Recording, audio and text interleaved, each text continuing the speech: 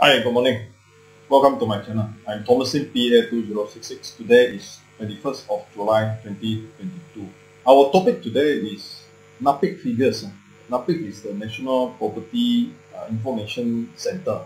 So this NAPIC is actually the department under the Valuation and Property Services Department of Ministry of Finance in Malaysia. So under JPPH, Jabatan Penilaian Perkhidmatan Harta. Similar in the way that these NAPIC figures are being used for analysis by government. We in the private sector also use this figure as a barometer for the performance of real estate in Malaysia. So let me begin today's discussion topic on the 2021 report by NAPIC as well as the first quarter press release figure for 2022. First quarter here means from January until March 2022. Let me begin. Hi, welcome to my channel. I'm Thomasin PA2066. NAPIC 2020/2021. Today is 21st of July 2022. These slides were done yesterday. I would like to show you the landing page of NAPIC. So we go to landing page of NAPIC first. So this is the NAPIC landing page, Pusat Maklumat Harta Tanah Negara, National Property Information Center. So this part is under the Valuation and Property Services Department of our Ministry of Finance. So here you can see a lot of information about different sector of the real estate. So these figures are actually extracted by the transaction that is done with the payment of stamp duty and also valuation done on the property. So this is the one center data collection point. However, the center data here doesn't actually compile the rental data. So only transacted data in terms of sales and purchase, tender or different types of mode of transfer where transaction actually occurred. So here they report two types of transaction. One is the value, how much is transferred, or the value transacted. The other one is the volume, how many instances of transfer. So here you can see volume as in the numbers of transaction and also value as in the quantum of the ringgit Malaysia transacted. So let us begin today's discussion with my presentation slides. Let us continue.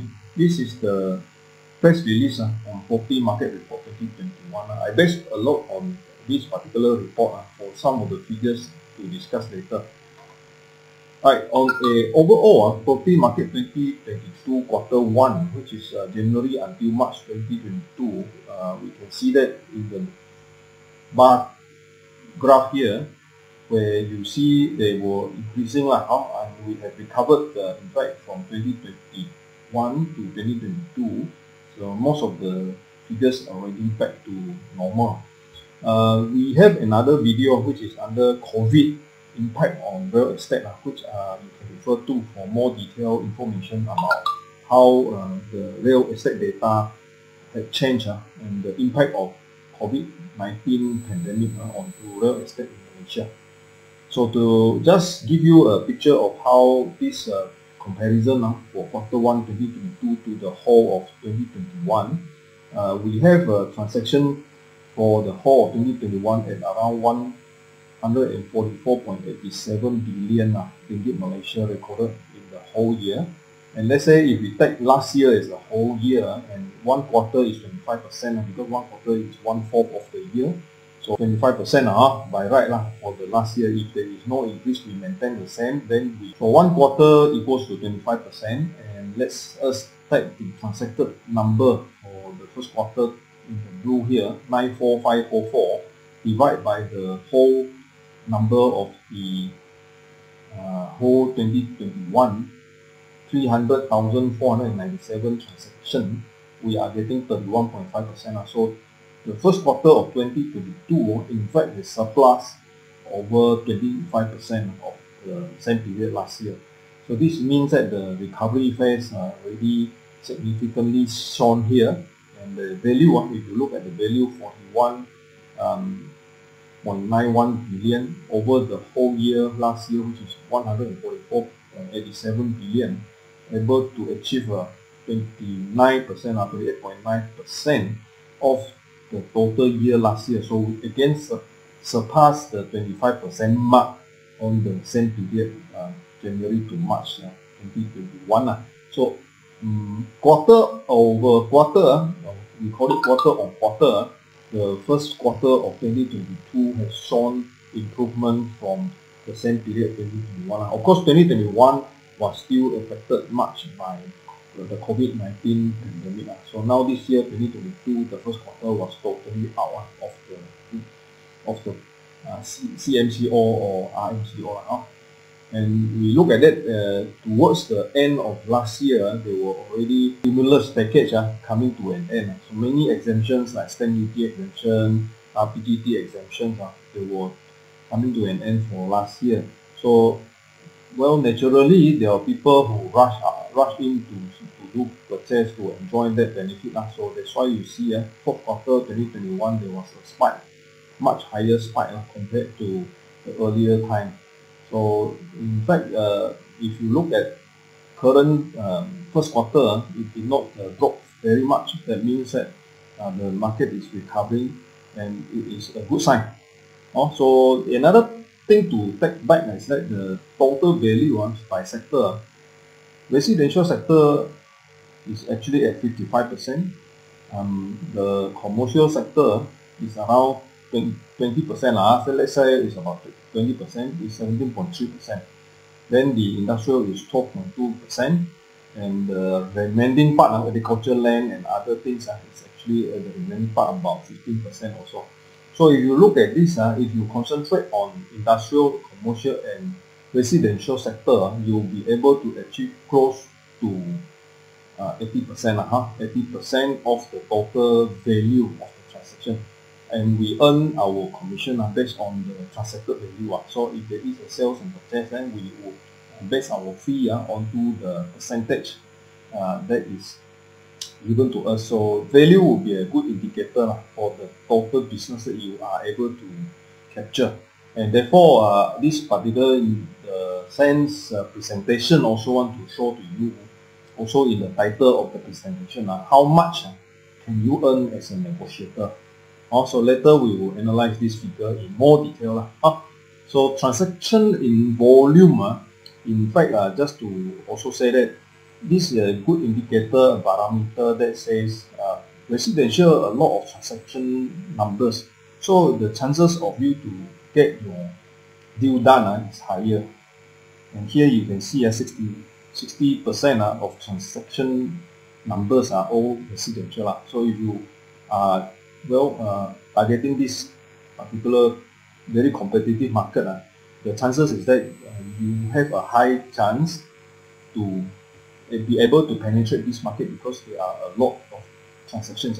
If it's only a few transactions, then it will be difficult to attempt this market share, because the big ones, the big companies would gobble up all these transactions, especially the mega deals and those deals which is going through tender.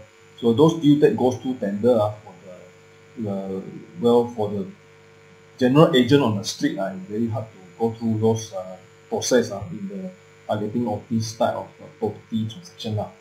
So value and volume would be indicator or barometer for you as a negotiator to look at where you want to put your emphasis on. So let us continue.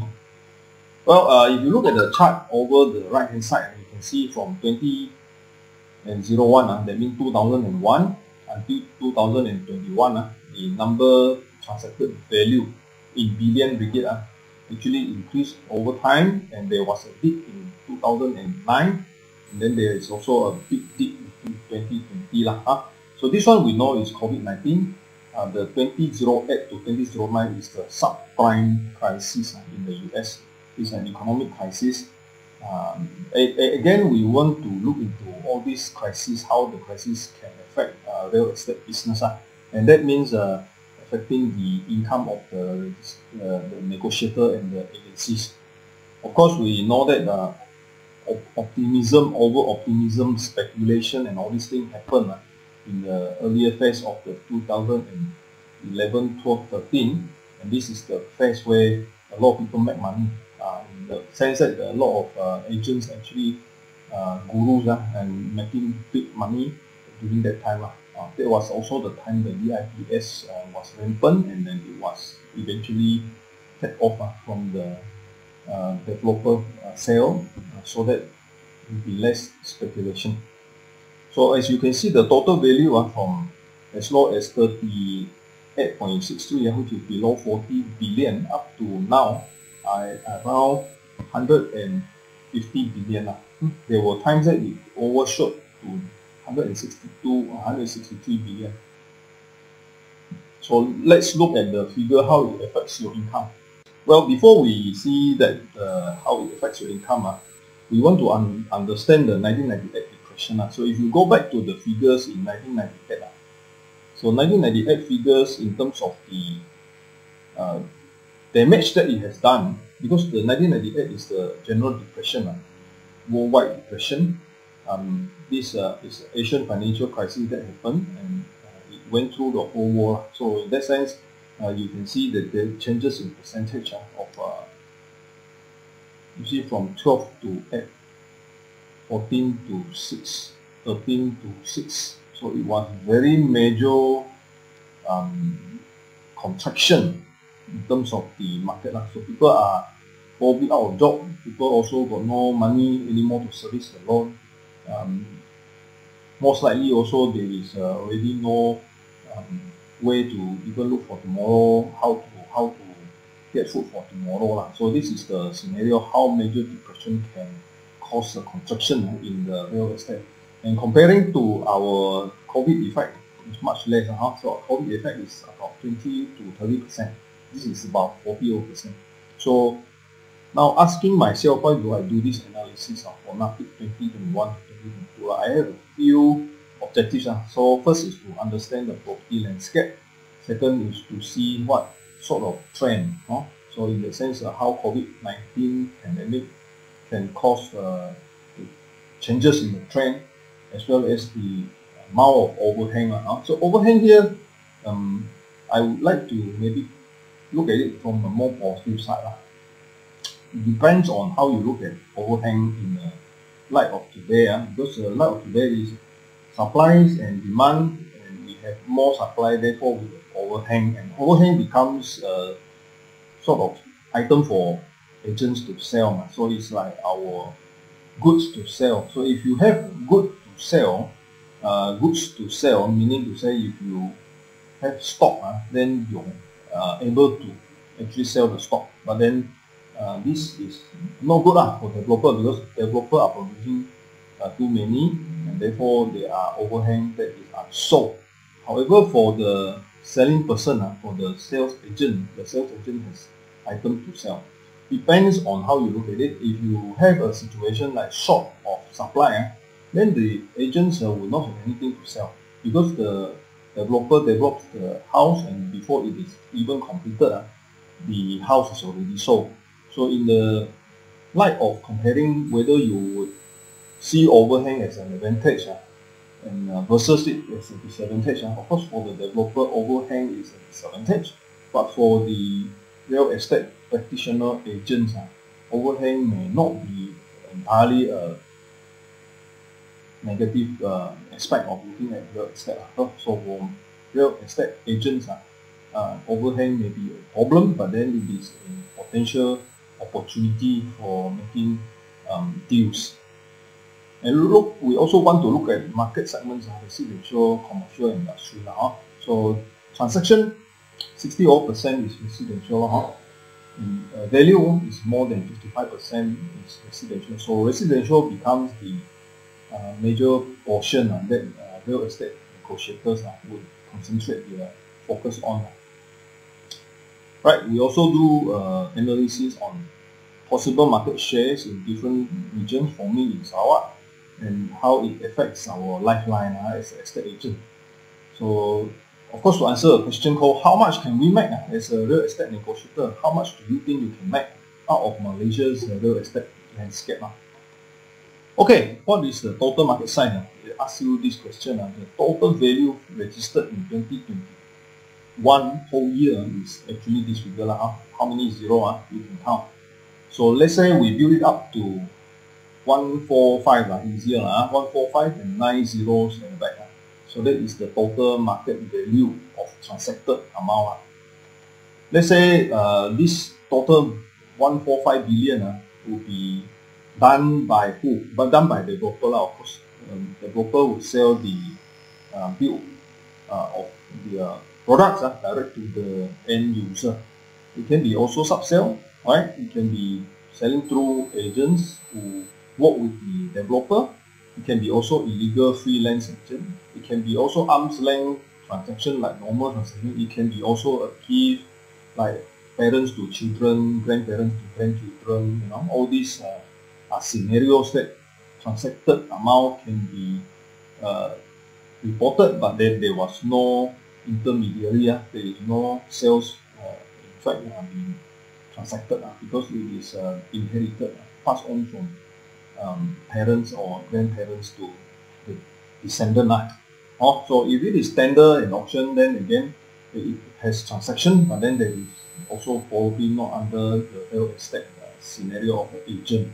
Maybe some agent will do tender, some agent will also do auction.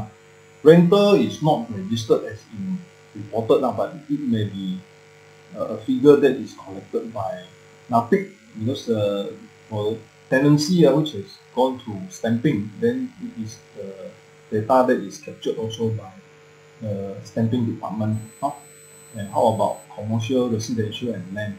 So these are some of the sections that are not actually seen from the agent's perspective. It can be from any other mode of transfer.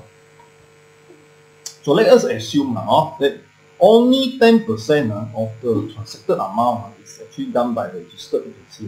The rest 90%, we assume the rest 90% all done by direct sale, direct deal. So direct deal means direct developer selling it, or illegal selling it, or land owner or the house owner directly sell to the relative, not going through the agency firm. So we only assume 10% of the transacted amount is actually done by registered agencies. So we say that, well, there will be 30 agents average in an agency firm.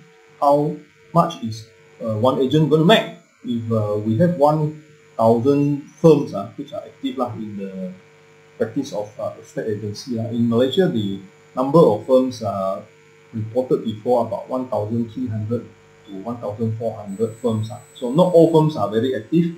So let us say with only 1,000 firms, how much a firm is able to make in the market share. So if you are in your own place, your state, maybe you have more firms or less firms. So therefore, your state scenario, local scenario may be different from this national figure. So at the end, how much is your share? This is what we want to see in this analysis. So there are variables like, you understand that Klang Valley, in fact in Selangor, is actually Selangor and Wilayah Persekutuan Kuala Lumpur, is more than 50% of the firms are located there. Head office all there, right? So 800 firms, if I cannot be wrong, it's about 800 firms in Klang Valley, Selangor, Wilayah Persekutuan Kuala Lumpur, out of about 1,300 old firms. Transaction rate is not by the EA firms. We say that it is direct sale by the broker, mega deals, land deals, which are done by sometimes individual outside the practice of estate agency. Some of it can be done through the lawyer who are handling the corporate side. So these are deals that is not done through estate agency firm. Direct deals by individuals and gifts from family deals and inheritance. We mentioned that just now. So if we assume that all these are not ours, only 10%, 90% not done by estate agency firm. So this 10% share of the 1,000 firms of the 144.87 billion means about 14.5 million per firm. So this 14.5 million sales of value, if let's say estate agency firm by legal professional fee is at 3%, which will be 435,000 ringgit lah. That is the professional fee for a year. So this is before the profit sharing with the negotiator lah. So if let's say this negotiator is actually one person one firm, one negotiator, then this negotiator would likely would be getting around 500,000 income a year. Of course, we have more than one negotiator per firm. On the other hand, if this 14.5 million is actually work of a firm which has 30 negotiators, so we put here as 30 negotiators per firm, then the individual negotiator would have done around 483,000 in value of sales. So roughly about 500,000 deal a year transaction. So which is usually like a double-story house, one single transaction, which is a double-story house now. So if you check that you have 30 rent, each and every rent actually does a double-story house per year. Then you have 30 double-story house sold. So this 30 double-story house sold would contribute to the amount which is roughly about 14.5 million of transaction. So this is how I arrived at the value of around 435,000, 3% commission on the value of each negotiator does once a year, a double story equivalent of 500,000 transaction. So that is the commission. Commission is 435,000. So let us assume that we collect the 3% commission professional agency fee, and we actually arrive at 30 to 70% profit share. So if a firm gets 30% and the negotiator gets 70%, so the total commission that is net to the firm will be around 300,000, 304,500 ringgit from a 10% market share. So not to confuse, just to give you a picture of why I arrived at this 14.5 million value of transaction and around a 304,000 net commission share by this amount of 70% to the negotiator and 30% to the firm. So this 304,500 negotiator already taken the part and only left with the company at 10%. It's not a lot of money, 300,000 per year of income for a firm is really not a lot. But we are assuming only 10%. So if you are only taking 10% of the transacted amount in the real estate data, which is from JPPH, then you usually you can multiply that number. So let us multiply that number. So if we look at, let's say, from 10 to 20% to 30% to 40 to 50% until 80% of the transacted sales in the whole real estate market. If let's say we have 50%, I put just 50% of the deals in the market goes through registered estate agency firm.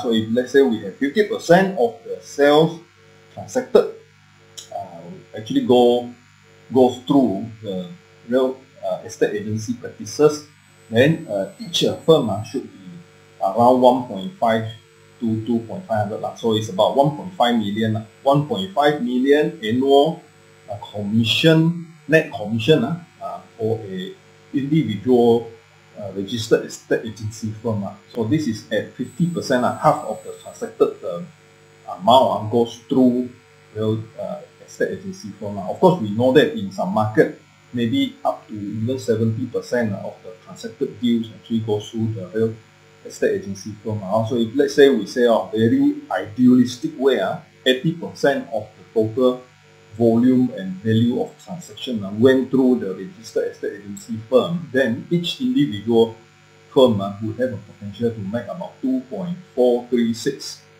million, 2.5 million annual commission earned.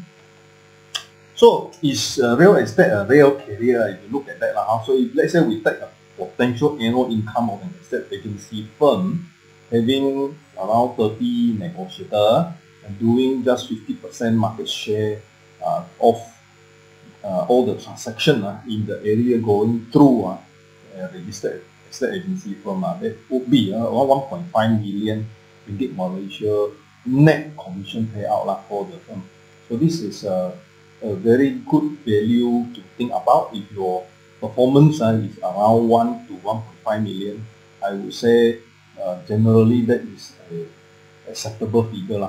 So if your firm is doing net income around more than 2 million, then you are already above the market average.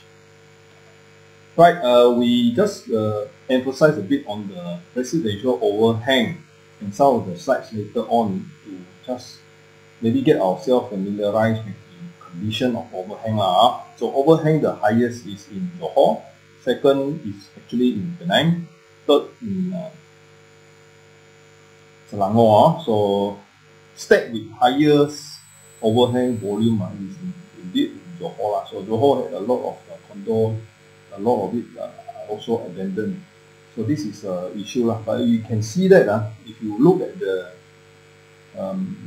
figures on the right hand side, below 300,000 is quite a lot. In fact, below 300,000 houses are still a lot of surplus and a lot of it not sold, or it is at 28.5%. But you can see the value is 1.91 billion. The highest value, of course, is the above 1 million. Above 1 million probably around area like Penang or exclusive area of Johor or Selangor.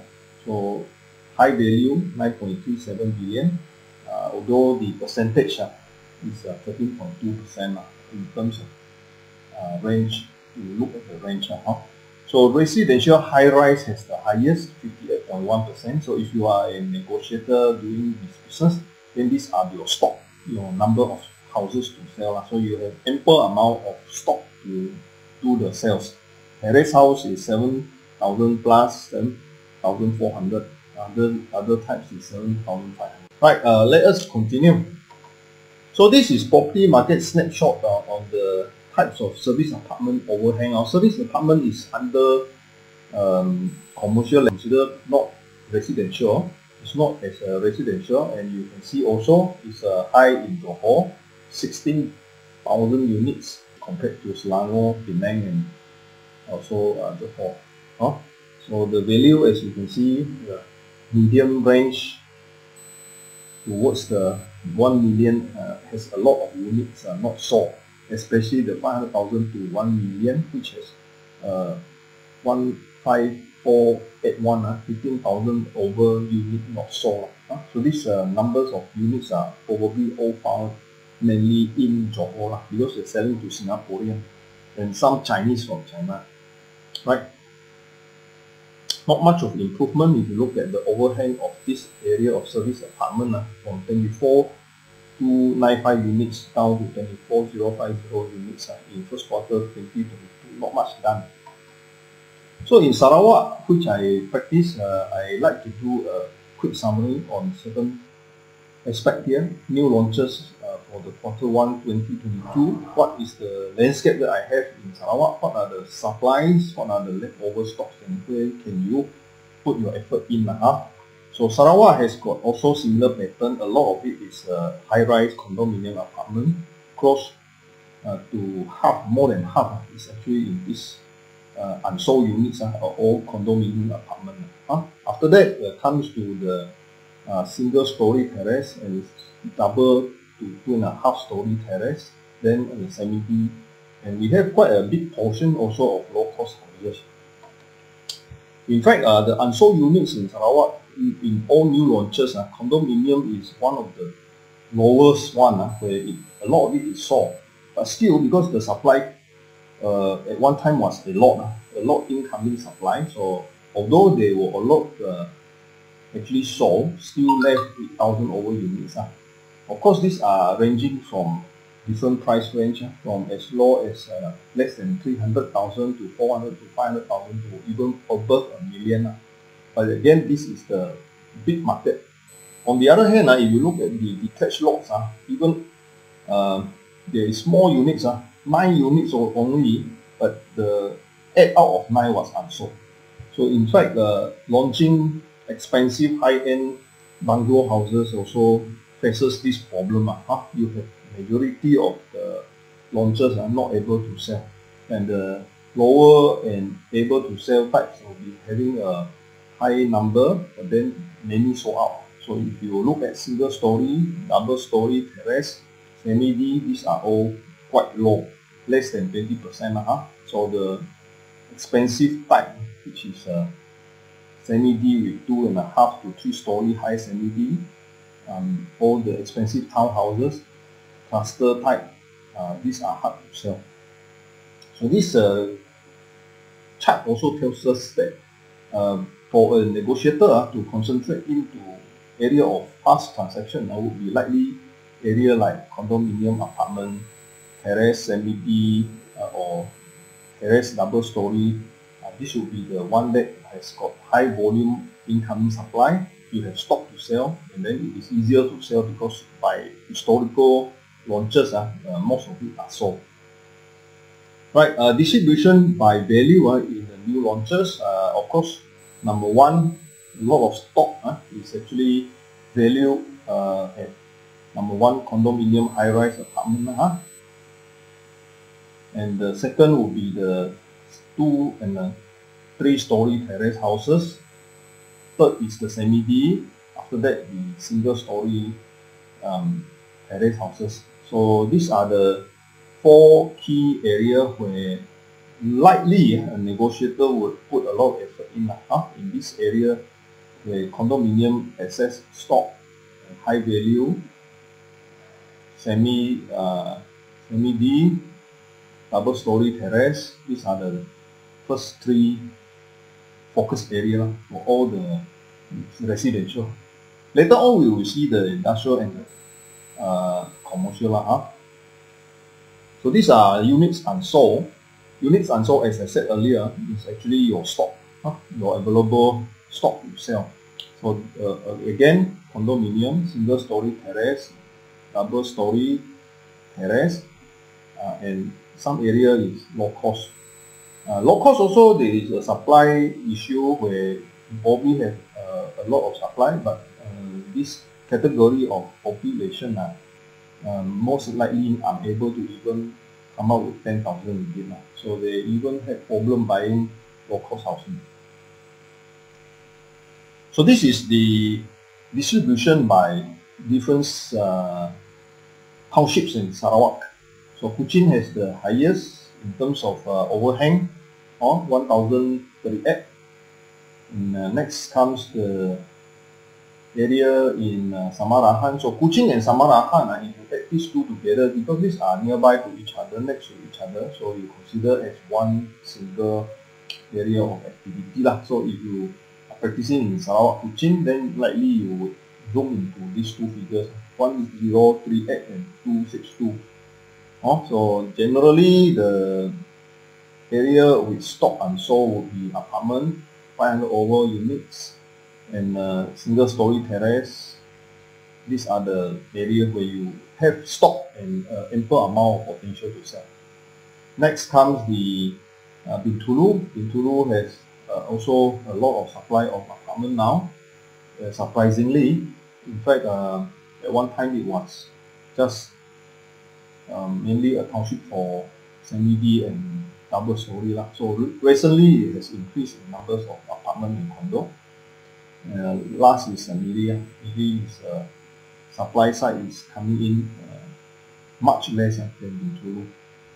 For Sarawak, I move to now the commercial units. commercial overhang in Sarawak is quite bad. If you look at the take-ups are red, 3-story or 4-story landed commercial shop is the one that has the most supply. Of course, if you have a plot of land you want to do commercial, you will do 3-story to 4-story shops. These are good value and is easier to meet the market's requirement. So this over the last 10 years, there have been massive approval and a lot of stock coming in. So you only have a majority taken up about says 40 to 60 so 40% not sold, 36% and only sold 60%. So you have a high unsold units, 36%. The stratified types, which are the strata title type of shop lots, in fact has a higher, even more unsold, 43%. So this could be due to the first floor and the upper floor, where people is not buying it for office. So if you are a business person, you would more likely buy the ground floor unit, not the upper floor units. So this could be the reason due to upper floor units not being sold. Right, on the part of the industrial, you can see that in Sarawak, the industrial unit unsold is high, half unsold. Even semi-D is 46% unsold. Total, if you look at it, is actually half of it constructed, not sold. So 50% in Sarawak. And look at the COVID impact on logistics, and people are buying up warehouse like nobody's business in KL. In Selangor, where it is even a big scale warehouse being sold over a period of pandemic. Here in Sarawak, you are looking at no demand, only 50% sold. And in Selangor, it's 30% left with 70% sold. In whole Malaysia, the average figure is at about 40%. So Sarawak has a worse outcome of this scenario because no backup for warehousing or industrial purpose. My conclusion for today's talk on NAPIC data 2020 versus 2021 is looking at recent reports and knowing the figures from our National Property Information Center. We also talk about developer market share, where the total billions are 144.87 billion value transacted. What are the likely landscape of market share? How much agency market share could it be, and the potential for income, both for agency as well as for negotiator. Then next we move to some of the unsold units and the challenges that we face in a smaller area, talking about Sarawak, in the residential, commercial and industrial side. Although there is no data on rental in the NAPIC figures, we are not able to analyze the rental market. Thank you very much for watching over this video. I am Thomasin PA2066. This is my mobile number. I have a few websites which I have done to help practitioners. Findway.info is a geo-link advertising website. estateagentexam.com is a website for self-study on estate agency examination. My Real Property Online is a collection of my video and some of my listings. Contract2you.com, research area of property comparative index ranking. Bakersfieldestate.fund is a simple to use retail listing website for small scale agency and for individual negotiators. Thank you again. Next, I will do a video on COVID-19 impact on real estate market in Malaysia. See you there.